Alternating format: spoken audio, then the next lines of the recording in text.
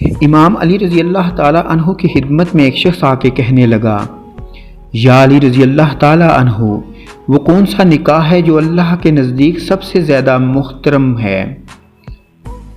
بس جیسے ہی یہ پوچھا گیا تو امام علی رضی اللہ تعالیٰ عنہ نے فرمایا، اے بندہ خدا،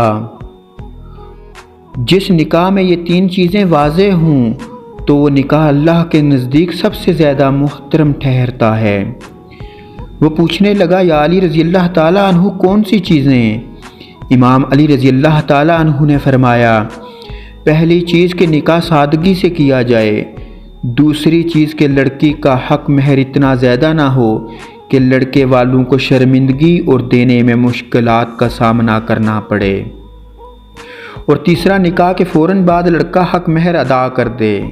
یاد رکھنا، اللہ ایسے معاشرے کو پسند کرتا ہے جس میں نکاح کرنا آسان ہو، کیونکہ جب نکاح آسان ہوگا تو زنا کے دروازے بند ہو جائیں گے۔ لیکن افسوس تو یہ ہے کہ اس زمین پر عنقریب ایسا زمانہ آئے گا جب زنا آسان اور نکاح مشکل ترین ہو جائے گا۔ جب ایسا وقت آ پہنچے تو سمجھ جانا یہ اللہ کی ناراضگی کا سب سے بڑا سبب ہے۔